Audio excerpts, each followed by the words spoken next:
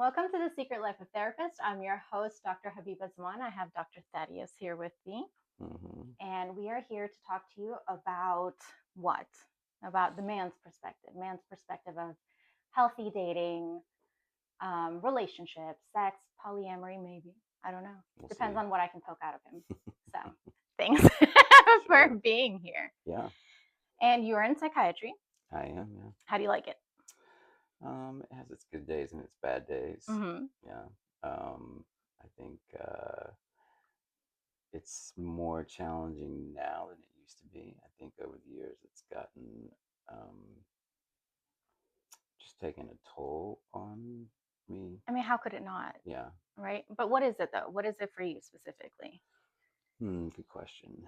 Um, I think it's just how relentless it is because it feels like 24/7, 365. There's Yeah. always something that somebody needs. Yeah. So, like, vacation is not a real thing, you know. Um,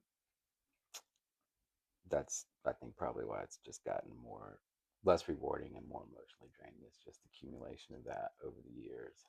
Do you think that's because you own your own business? Yeah, I certainly think that there are settings where you can work, where you can be off and be off. Right. Yeah. Sick Um, days, yeah. leave, Certainly, like, vacation. yeah, if you work in an inpatient setting in a hospital, when you're not there, you're off, Right. and you don't have to think about it. So that's part of it, and I think part of it is just my personality that I can't like disconnect Turn it very off. well. Yeah. Do you think that's necessary? I mean, we know I'm the way I am and I don't stop, but Hmm. I feel like that's kind of necessary if you're going to have a thriving business. I definitely think it's helped my business be successful for sure. Um, so Personal wise, maybe, more exhausting than it needs to be. yeah, um, I don't think my business would have been successful if I wasn't the way I am. Yeah. And I could disconnect. And I know doctors that are like that, and they certainly seem like they are much less burnout than I am. Yes. Yes. Now you said it's more difficult now. Is there a reason? As in, is it More the difficult, times just or no, is it just you? more difficult only in the sense of like I just don't have as much emotional energy for it as I used to. Hmm. Yeah. It used to be something that I was uh, like really passionate about, and Yeah. everything was about the job. And now there are just a lot of other things that I'm interested in. I just don't have the emotional bandwidth to pour as much into it anymore as I used to. Okay. Is it um like I know for me the part that I struggle with compassion fatigue is when they are relentless, when the clients are relentless, when the phone just constantly is ringing, or there's 20 missed calls from the same person, but they don't leave a voicemail, or the text messages, right? The constantly expecting me to be accessible to them. I feel like that's what I start being like, come on, give me a break. Give it a second. I'll see you next week, or I'll see you in an hour, or I'll whatever. Is that what's doing it for you, or is it the type of work that you're doing? I mean, I think our jobs are a little bit different in the sense that you see a lot fewer clients than I do because you're seeing it for therapy, whereas the majority of the people that I say I'm just seeing for medication Yeah. management. I have a few therapy clients, but so I mean, there have been times over the years where I've had 400 or 500 clients at Mm-hmm. one, like active clients at one time. So it's not so much that it's like one client asking me for something. It's just there's like The 50 sheer people. number. Yeah, Mm-hmm. 50 people that like, oh, I missed my appointment. I'm so sorry. I need to reschedule. I'm full for the next 3 weeks. Like, Yeah. there's nothing I can, Yeah. Oh, and they get so mad. yeah. They I'm get like, so mad when you don't have anything yeah, open. sorry, it's not my fault. You missed your appointment. Like, And I think that's a healthy boundary to have in a private practice, because there were times where I'm like, I'll just work extra, and the extra and the extra. hmm Normally, I'll see 6 people in a day, and it's 6 back to back hmm sessions without a lunch break or anything. hmm And then it's like, okay, fine, I'll take you on. Then that's 7, and then I have to do the paperwork, and that's 8. hmm That's almost 10 straight hours of working. No wonder it's going to take a toll. Yeah. No, I was exactly the same way. I don't do that anymore, though, really. I mean, it's pretty rare that I do that. That I make Good. exceptions like that and bend, but for a long time, Yeah. especially after I started my private practice, When was um, that? 2019. Yeah, Hmm. yeah. Um, After I finished fellowship at Georgetown, I worked in a group practice in Virginia for like 3 years, and definitely was doing it then. But then I switched to doing all telemedicine, and I was Hmm. working at like a community service board. So those were very fixed hours, and that job actually was okay, because there wasn't a lot of after hours stuff going on Yeah. because there were the facilities had ways to deal with that, and so that was okay. That was like a 9 to 5 kind of job, and wasn't really um, that emotionally burdensome.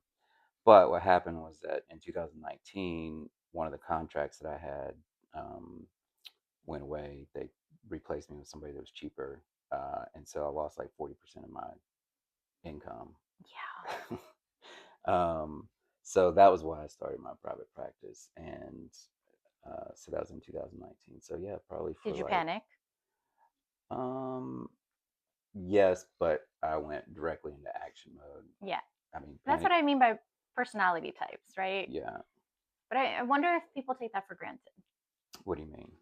As in, like, I know my family members, they, in theory, they know. My dad's an entrepreneur, so he knows what it takes and what it's Hmm. like. And then when you don't get the contract that you need, then what happens, right? But for for me, it's as though they're like, oh, but you got it, but you got this, because I do. I immediately go into fix it mode, Hmm. right? Internally, I'm spiraling and panicking, and I've thought out the 10 different alternate realities that Hmm. could happen if I do one, two, Yeah. three, four, five. Yeah. Yeah. But I don't pause to let that panic show.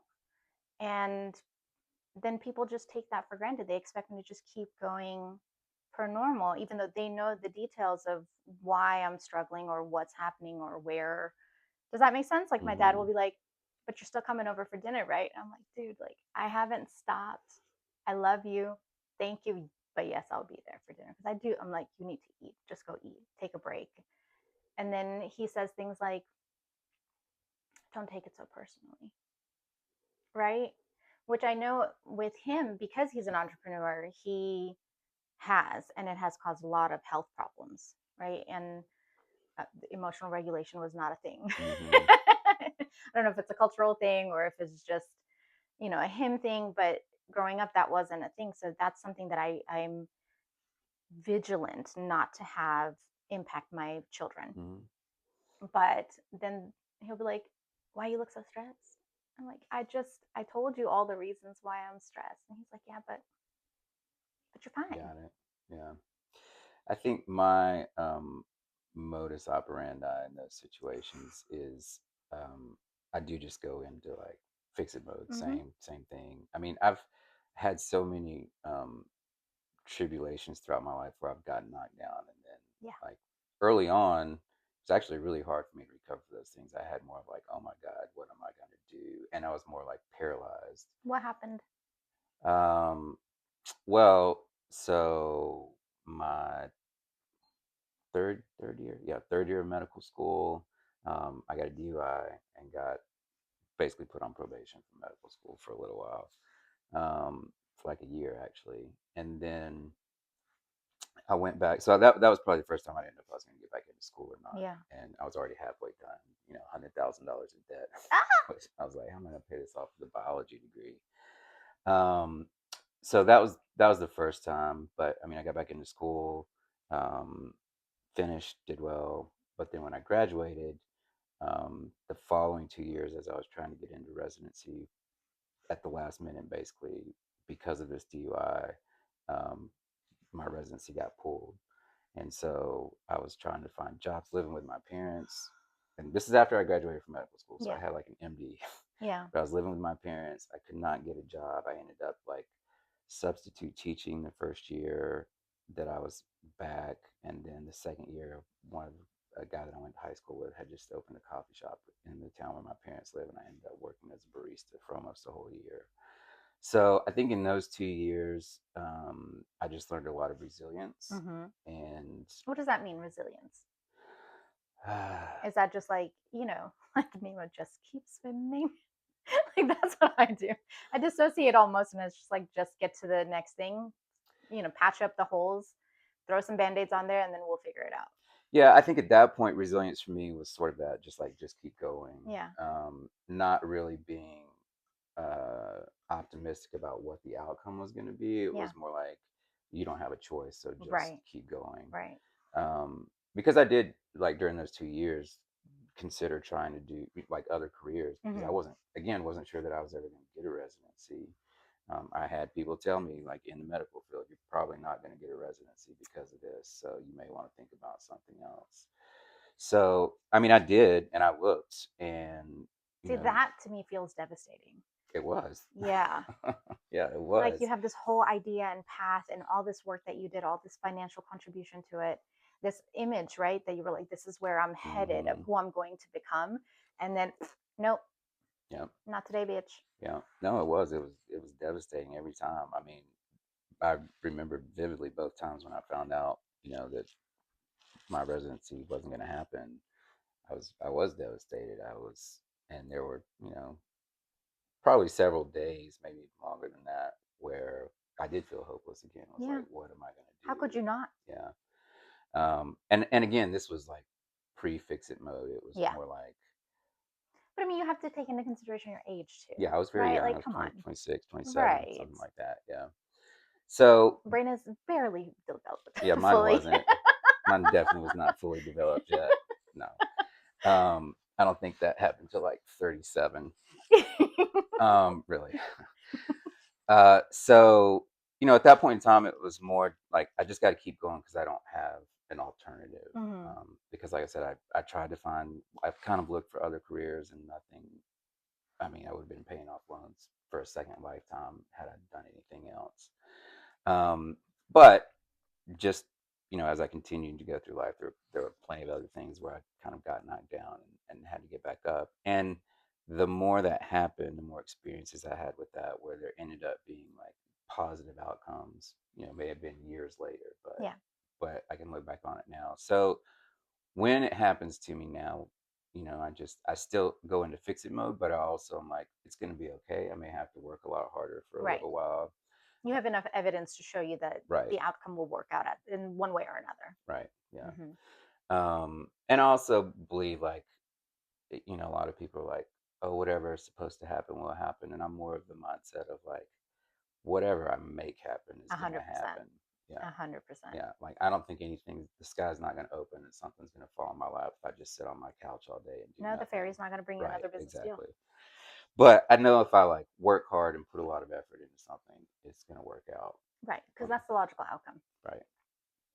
So yeah, so that was when I started the private practice in 2019, and I mean, I just was because I was still working part time doing telemedicine for this other company, Hmm. and I was working a lot, and it was 24/7 for years and years and years, and then in 2022 is when I opened my group practice in Virginia. Hmm. Um, my private practice was doing fine, so I opened this group practice, and then that was like another really probably 2 years Yeah. where I had to constantly.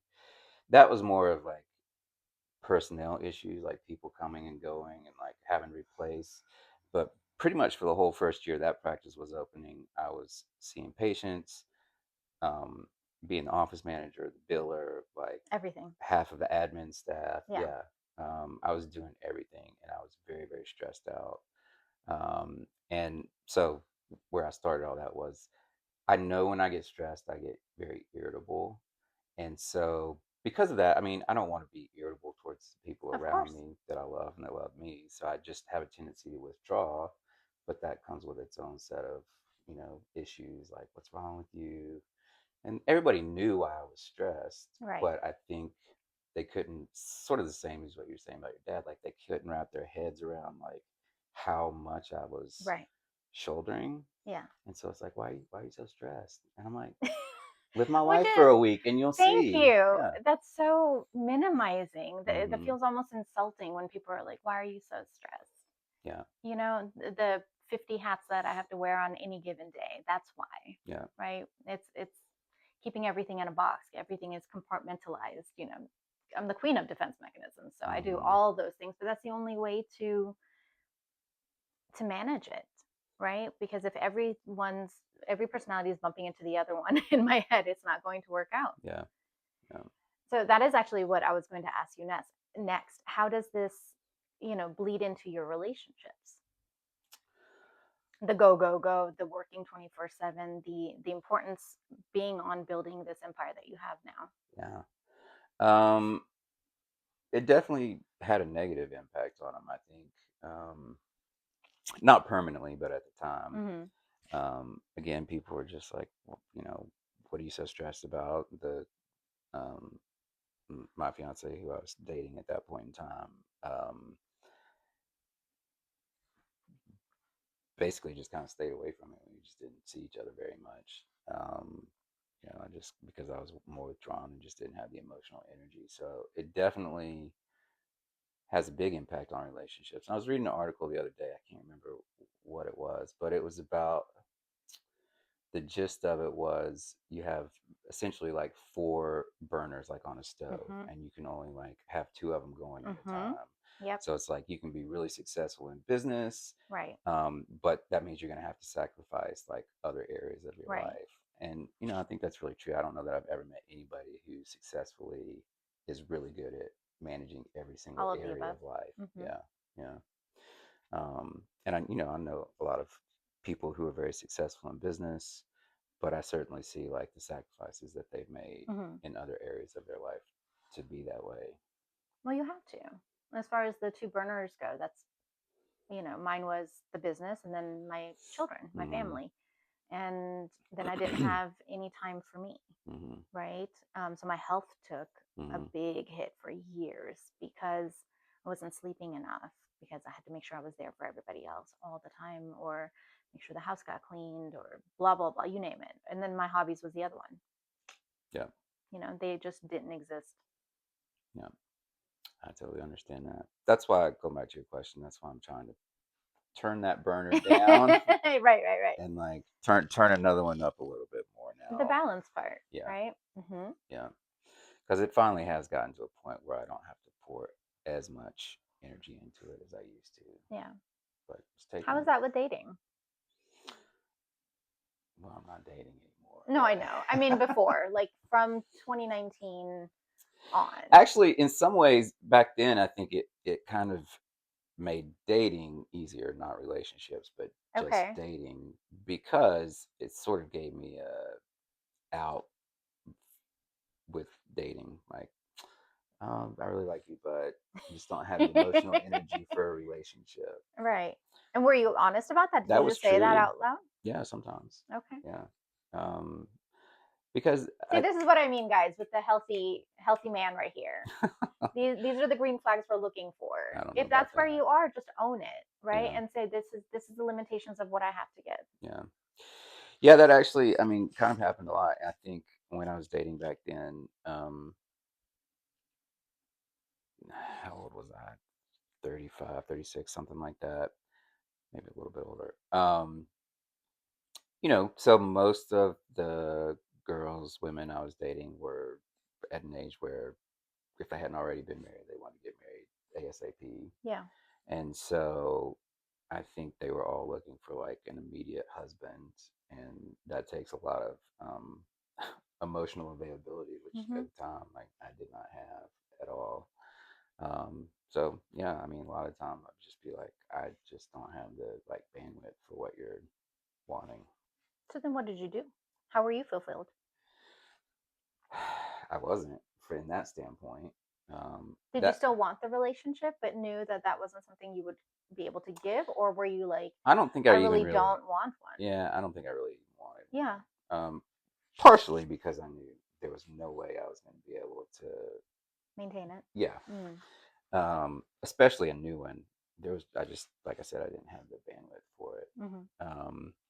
And partially again at that stage in my life, just like dating was fun for me. I like to meet new people and find out new things and have new experiences. So I also didn't want a relationship at that point from that standpoint. So, And and what was the rest of the question? and what did you do? How did you remain fulfilled in that? Like the dating, I get that. Also with the profession that you chose, right? Like we love people, we love Mm-hmm. getting to know people and what they're thinking, what they're doing. That's exciting. I Mm-hmm. get a new story every hour, which completely feeds that, right? I Mm-hmm. love it. It feeds my passion. So for you, you're dating the same thing. You got to know more Yeah, people, but it sounds like there was like a certain number of dates and then usually. yeah. Yeah. Okay. And then so what did you do? Was it the excitement of that? That just kind of you were like, this is good. I'm good with this. Yeah, it was. And I mean, sometimes I miss that kind of novelty. Now I try to get it by meeting new people in different ways, obviously not dating, Yeah. but yeah, I love the novelty of that. Yeah. So that part of it was very fulfilling to me, which was why another reason why I was like, I don't know how a relationship's gonna fulfill this like novelty seeking, For the long which is term. what it was. Yeah. Yeah. Yeah. Yeah. But it's the same thing with sex. And how do you So one of the theorists that I absolutely love, Esther Perel, mean?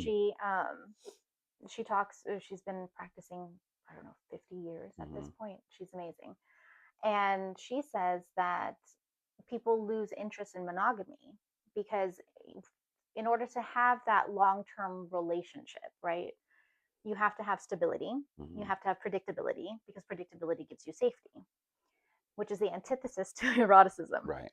Yeah. 100%. Yeah. Right?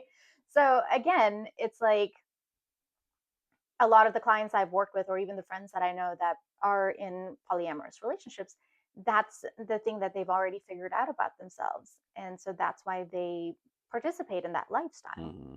I remember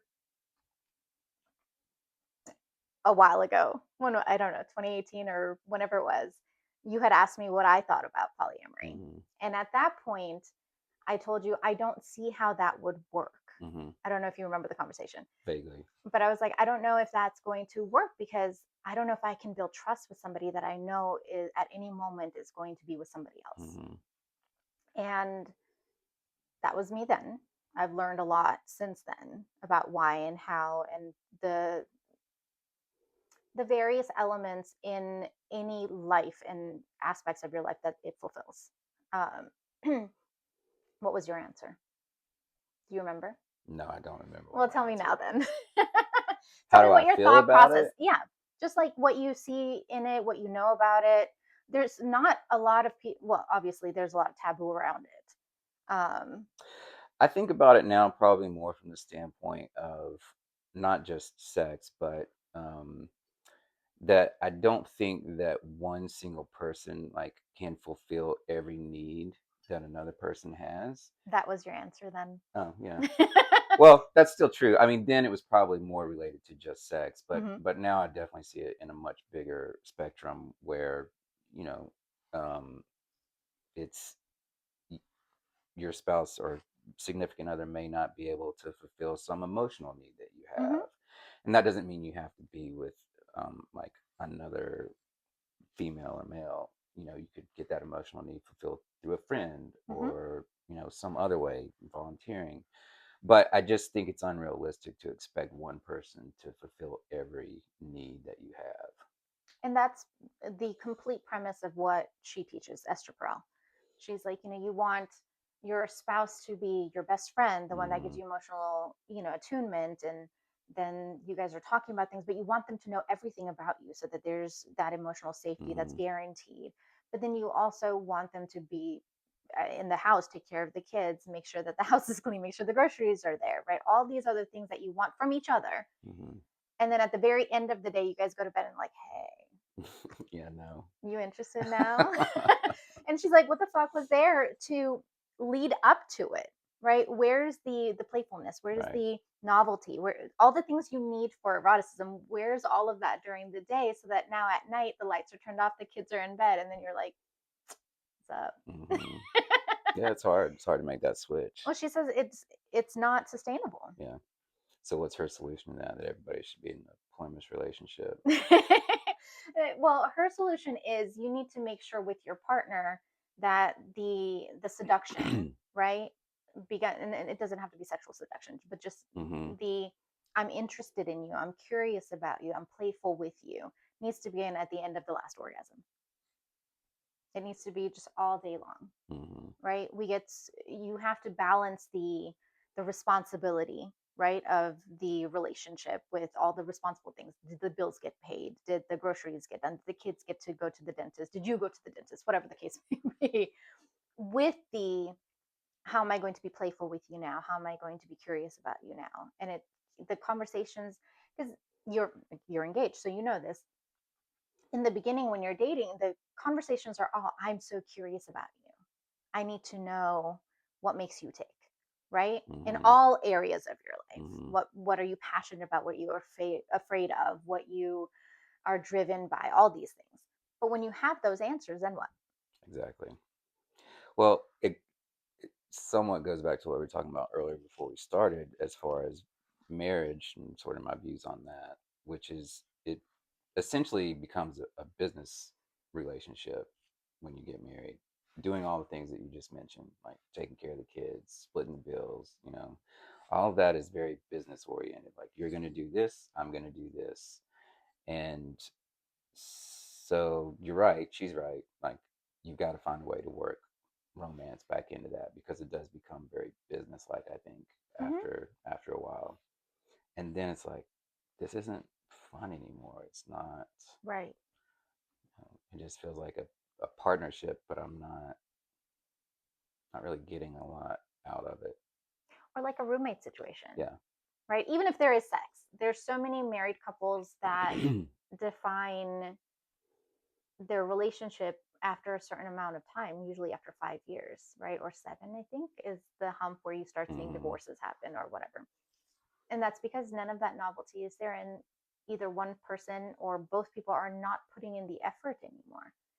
In the beginning, when you're courting someone, right? Both sides are courting, they're putting in the effort, they're doing all the things. And then slowly it starts to get replaced with taking that person for granted. Hmm. Yeah, 100% agree with that. I also think, as far as polyamory goes, that there may be a misconception, at least with women towards men, that men have sex with other women because of the sex. But it's so interesting, because I've read so many articles Yes. where escorts, prostitutes have said most of these guys just want somebody to listen to them, yeah, Mm-hmm. and to have like an emotional connection. Right.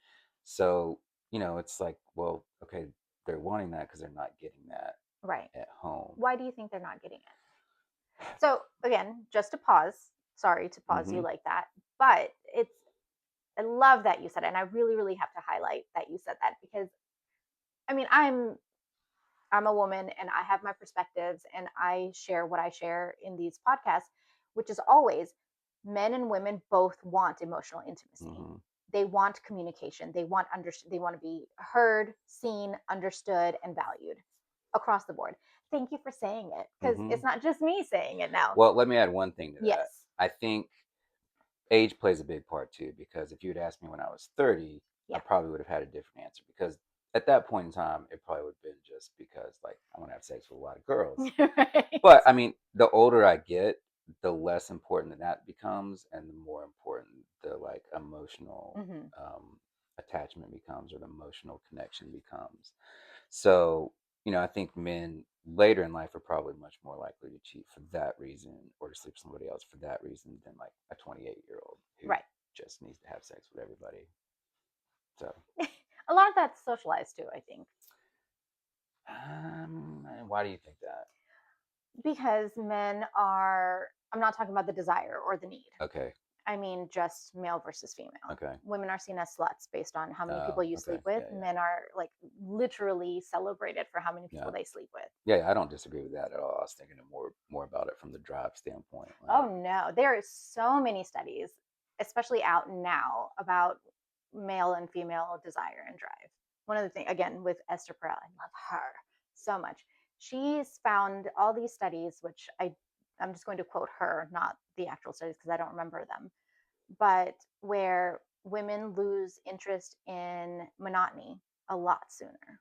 So they kind of give up on sex because of the monotony of it. Mm-hmm. Because people, in these relationships, they're like, oh, I know what works, I know what turns her on.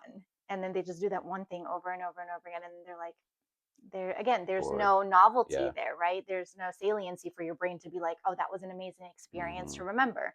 So they get bored with it and they're like, my toy will do the same. Yeah. True. True.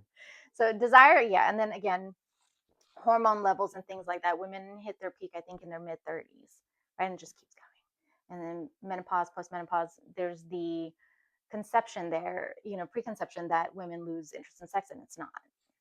Very much still have the desire and everything. It's just not worth the effort of trying to get a Yeah. man to get you there. Yeah. So,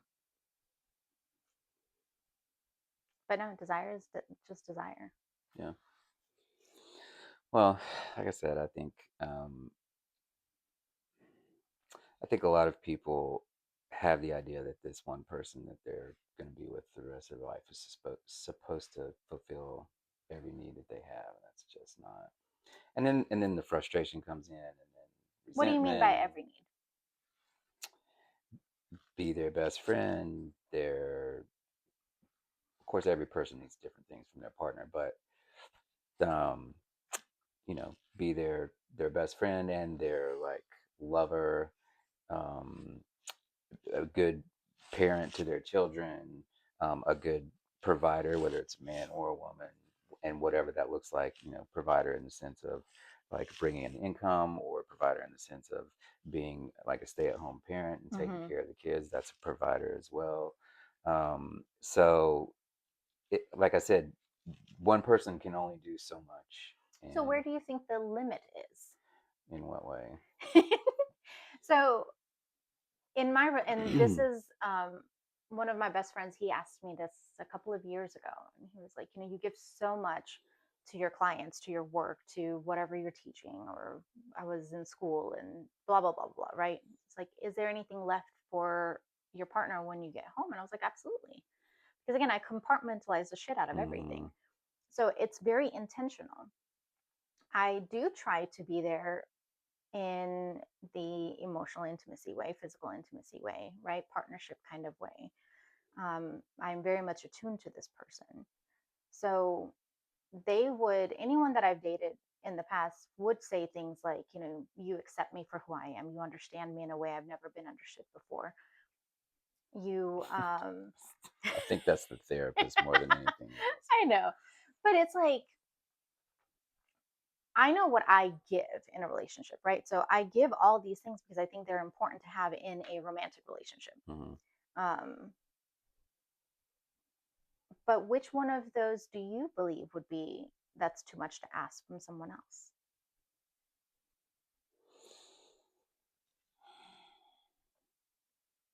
I don't think it's one specific area where it's like, oh, this is too much to ask. I think it's the best way to answer this.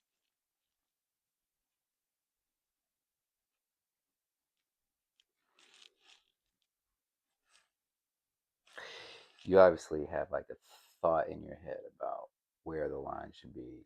Mm-mm. No? I'm genuinely curious Okay. because that is something I struggle with where I want what I give. Mm. Does that make sense? Because this Mm-hmm. is how I define a partnership. So I want those things, but I don't need them to do everything that I do. Does that make sense? Like, just Mm-hmm. because I'm an entrepreneur, I don't need them to be one. Mm-hmm. Just because I love dancing, I don't need them to also be in love with dancing and then Mm-hmm. go dance and then fulfill that for me. It'd be nice to be able to dance with them in the kitchen, kind of thing.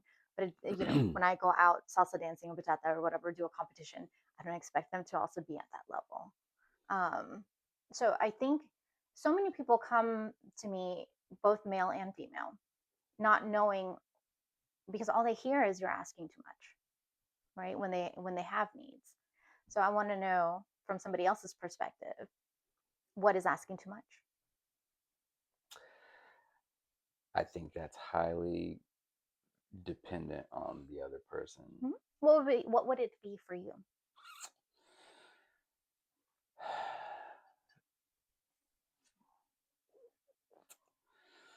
it's hard to quantify that because it's more of a feeling than it just it feels like when I'm doing 80% and the other person's doing 20%, Yeah. it's like, Right. and they're still like, when are you gonna do this? I'm like, are you fucking kidding me? Like, do Right. you know how much shit I do compared to what you Yeah. do? And that's huge. Yeah, I do think it's a numbers thing. But again, you're a logical thought process. I am too. So, you know, and it's not about keeping tabs. It's more so just a recognition of that and then trying to meet you there. Hmm. Is that what you're saying? Yeah, yeah. I mean, you certainly have to have conversations about it. Yes. You know, Yes. like, hey, I Because feel, perceptions could be yeah, completely different. 100%. Yeah. Yeah.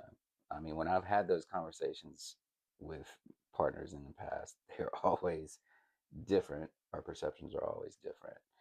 Um, and, after those conversations, sometimes perceptions change and sometimes they don't. Yeah.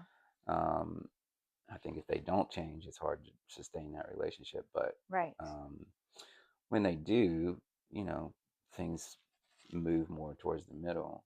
Um, and I also think there are relationships where people want them to be 80-20 because there's a power differential. Yeah. And, the person with the 80% has more power and they want more power. And so they're perfectly fine with that 80 Right. 20 split or whatever it is. Right. So that's what I said. It's hard to quantify it because it's going to vary a lot from relationship to relationship based on what the people in the relationship Hmm. want and need. Um, I think a lot of people go in relationships not knowing what they want and need. I still don't know if I know what I want and need out of a relationship. I've been in one for a long time, and it evolves over time Yes, it too. does. Like, when I started dating my fiance, she was really fun and was always down to like go out and have a good time, which is sort of where I was at in life. But now that's not really very important to me, and so that trait is no longer like a positive thing anymore. It's not a negative trait, but it's just not something that I am looking for Yeah. anymore. So, I mean, things change over time too. Um, and, I think that's another reason that people have a hard time staying together is because people are either going to grow together or grow apart over Right. time. Right. And that's just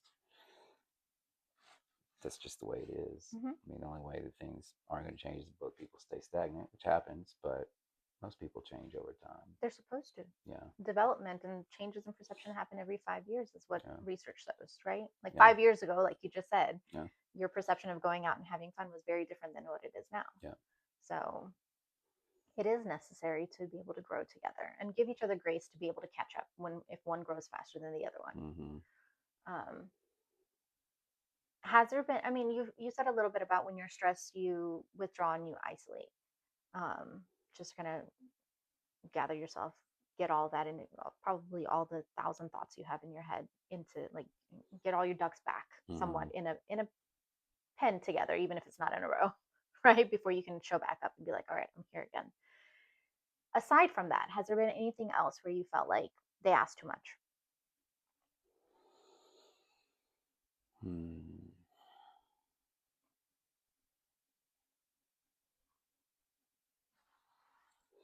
Not really. It's sort of in that same vein of just, you know, like you see, I'm doing all this.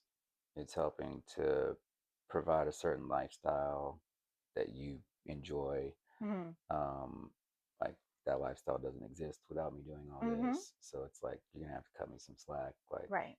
I don't have the energy to do whatever it is you want to do right now. And is that consideration?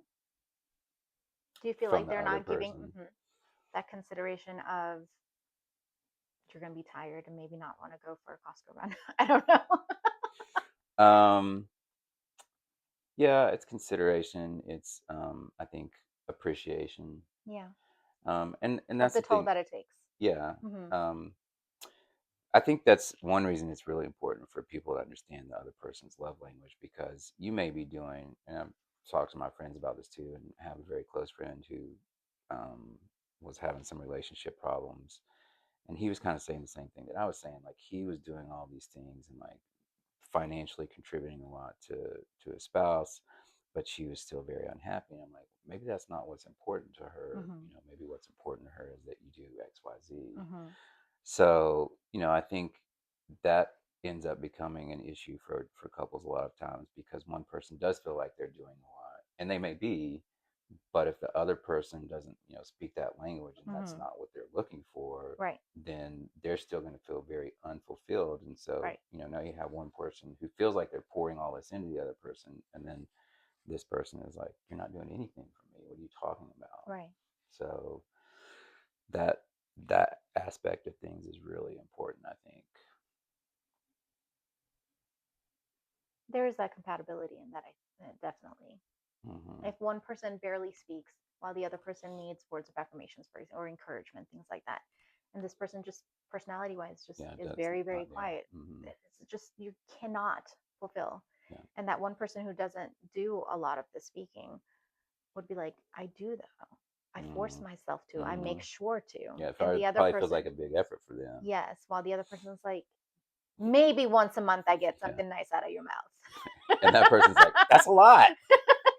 Right. Yeah. Right. So I think that compatibility is important there. Hmm. Um, hmm, I guess. I mean, I guess it just really so many things are based on compatibility. I feel like more than love. Like I'm one of those like, what's love got to do with it? Like in the beginning, maybe, but after a while, to sustain a relationship, you need more than just I love you. What does that even mean? What does I love you mean? Hmm. You define it. Tell me. What does it mean for you? I don't know. I've been thinking about that recently. Start with, how do you know when you're in love? I think that's a chemical reaction in the brain that, Oh, don't be a doctor yeah, right no, now. Even though, yes, I seriously. know it is. It's this rush of dopamine and Yeah. oxytocin, and But that I chemical right don't there think does. that's what sustainable love is though. Right. But is that limerence instead of in love? Kind of that Mm, initial obsession with the other person? yeah, I think that's infatuation more than being in Right. love. I think love is appreciating the other person for who they are, um, being willing to make sacrifices for that person. I guess that's where what I've been thinking about recently is like, you love somebody else, but how much like self-sacrifice does that mean you should make for that person? And how much do you need to love yourself as much or more than that person? So you're not codependent. Right. No, yes. Yeah. So you don't give at your expense. Oh, I learned that shit the hard way. Yeah. Such the hard way. Yeah. And I think I struggle with that because at times it's like, I'm being selfish, but I'm like, no, is this being selfish or is this self-care? And it's always like trying to figure out which one it is. Because I don't want to be a selfish person, but I do want to be a person that's going to take care of myself and not make sacrifices for myself that are going to be detrimental to me long term Right. for somebody else. And I might have a unconventional thought process on this. I don't think relationships should have any kind of sacrifice. I think compromise, yes, compromise meaning both people have an understanding, and one person goes this way, the other person goes this way, and then you guys get to a shared goal, right? Sacrifice is one person gives up something while the other person doesn't. And that's usually when it's detrimental, right? Mm-hmm. Because they're giving up something to hold on to the relationship instead of this is something we're working towards together. And that was my relationships for sure for so long, because that's what I was taught, Mm. right? It's codependent as fuck. So not only that, it was like, if I meet this need of yours, I am recognizing it, then maybe you'll meet mine as well in return. Kind of that give and take is what I was taught. And then that doesn't come from takers, Right. right? So it was sacrificing at that point. It's not a compromise. Right.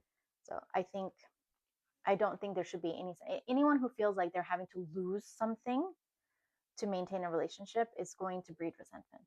Yeah, I agree with that. So, and then defining balance, right?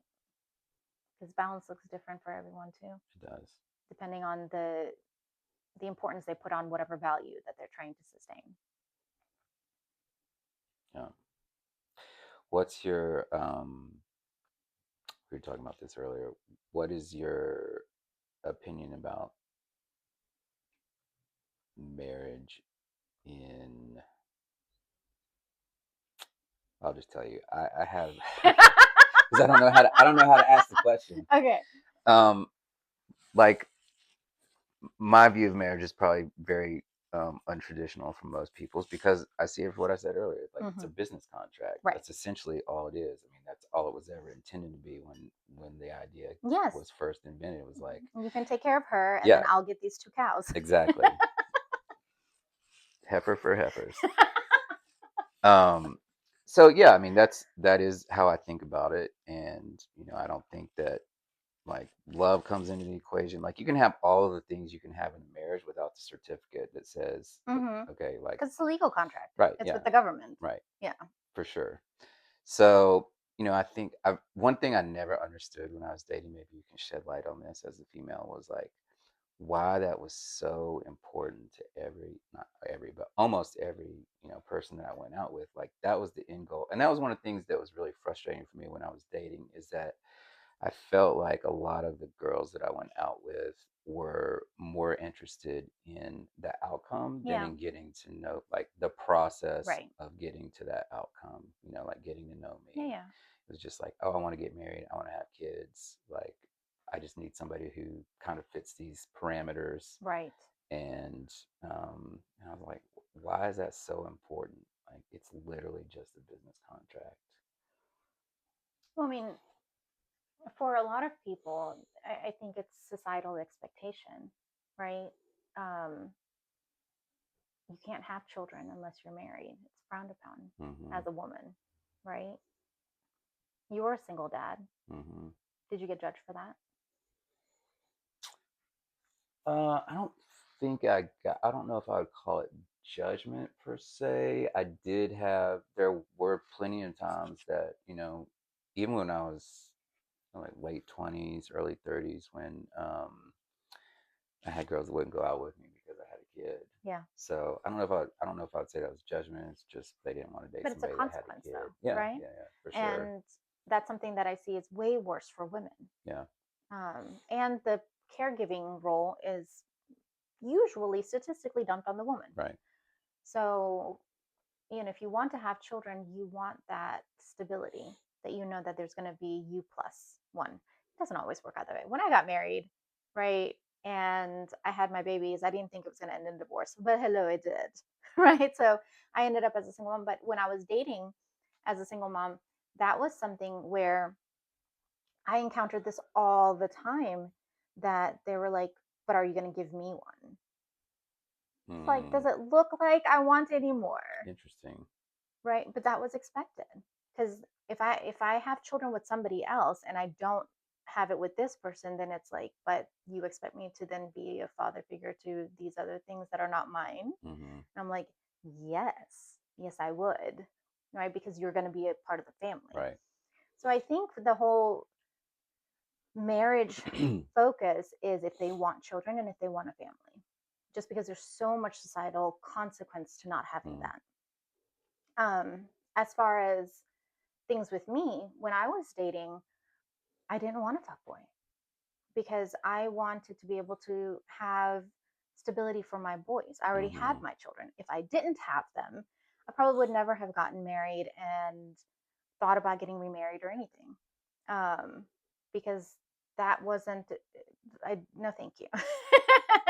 I didn't See, need that that's again really interesting though, because I've never ever thought about stability in the context of like marriage has never been part of the stability equation because for it doesn't me. have to be for men, Yeah, right? That's the privilege of being a man. yeah, Um, but then, like I said, even having children, right, with someone, if you're not married, there's no financial safety there either. mhm, Because in my case, and this was my doing, this was 100% my doing, my pride got in the way, and I was like, bye, right? And I didn't ask for anything. So, like I said, my pride. It was my own doing. But if you're not married, you have no access to that anyways. I chose not to take any part of it.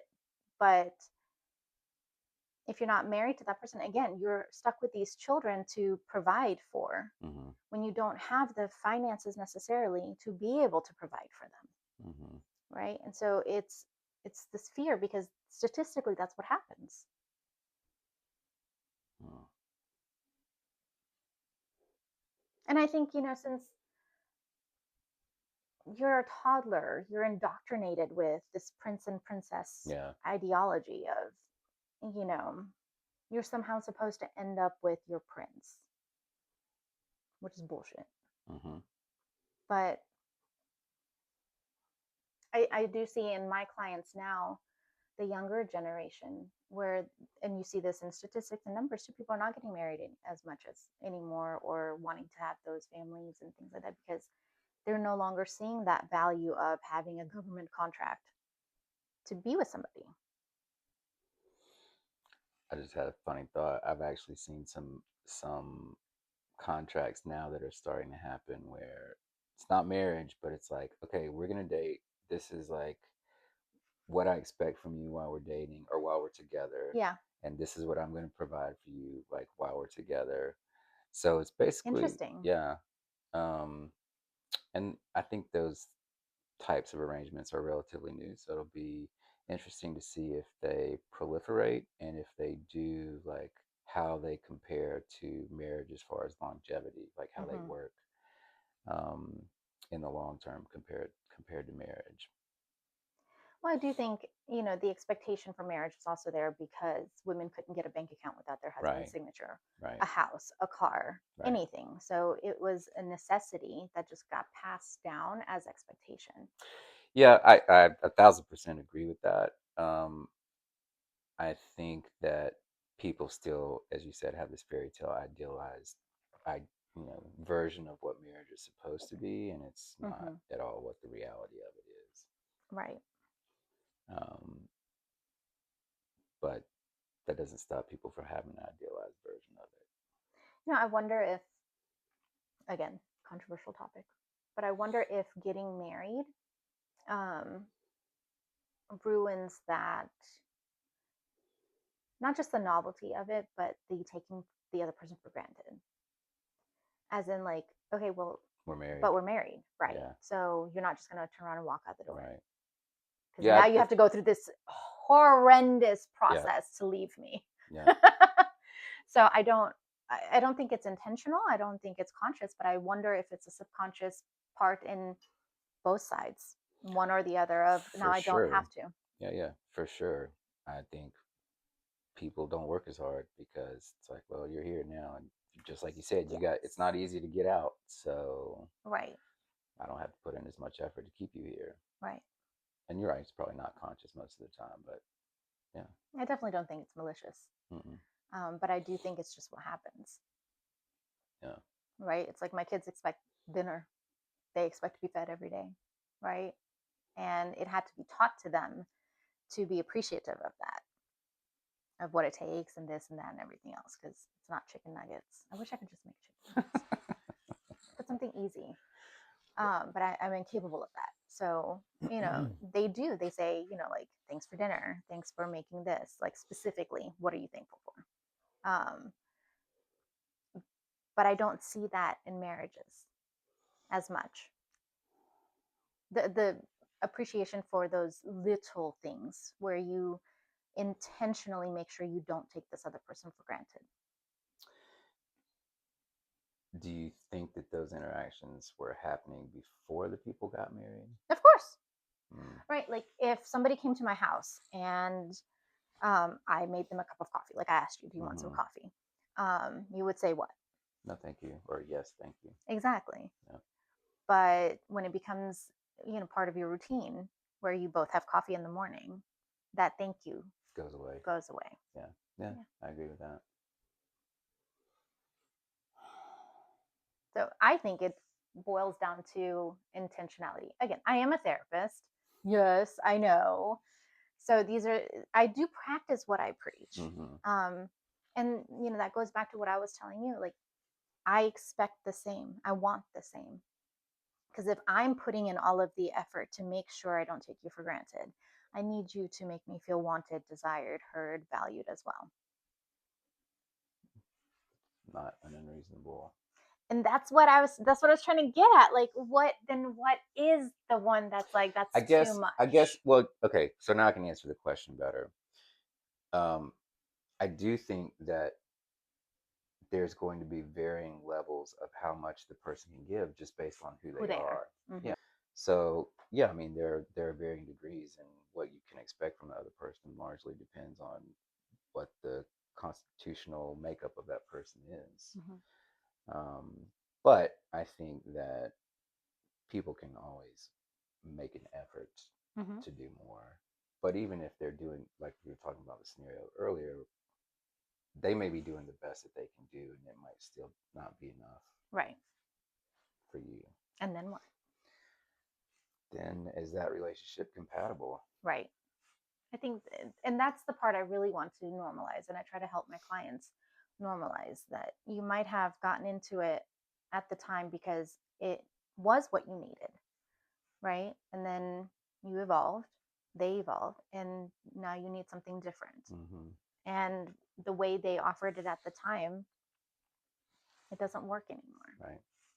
And that's okay, right? It's not that one person failed or the other, unless they did, as in they didn't put in the effort. Right. Right. They Right. heard it, they knew this was a source of contention and still didn't make any efforts to change, or the change was inconsistent. I think that's very different. Then I don't remember the song. There's this one song that I was listening to the other day, and it was like, let's just, say it's all good, that it just didn't work out and it's all good. Like, let's just call it what it is, and then it's all good. Like, we can end it while we don't resent and hate each Mm-hmm. other, kind of thing, and just be like, all right, you're not going to be able to meet my need in this way. I can't meet your need in that way. And then we'll still be good. Right? I think in relationships, people drag that shit through the mud to the point where everyone's bruised and cut up and so resentful. There's Mm-hmm. so much, you know, anger and that feeling of failure that you just completely ruin something that didn't have to by trying to force it into something that it's never going to be. Yeah. I think the important thing to understand in that situation is the other person like making a genuine effort Right. to do whatever it is that you're asking for. And consistently. Yeah. And if they are, and it's still not giving you what you need, then at that point in time, you have to decide like, can I be okay with this? Like, Mm-hmm. this person is doing genuinely Right. all they can do to try Right. and meet this need for me, and it's not happening. Can I be okay with this, or do I have to walk away to find somebody who can meet this need? Right. And that's a tough decision to make when you like genuinely care about the other person and you know that they're trying and doing all that they can do. Um, that's not an easy decision. Yeah. Do you feel like you need to know yourself to be able to make that decision? Oh yeah, 1,000%. Therapy. Yeah. Go to therapy. Please, dear God, please. No, I mean I've seen so many um, patients throughout the years. You know, parents having issues with their kids, couples having issues, and the majority of the time, the person complaining, I'm like, well, what's your part in this? Nothing. Oh, come on. Like, Right. you know, Right. so Self that's awareness. yeah, like you always have to be able to own your because it's a relationship, so there's always two sides of it, Yeah. and it's rare that like one person is 100% in the right Right. in the scenario. So you always need to be able to examine and own whatever your part is and work on that, and then have the other person work on their part. Um, so yeah, go to therapy. Exactly.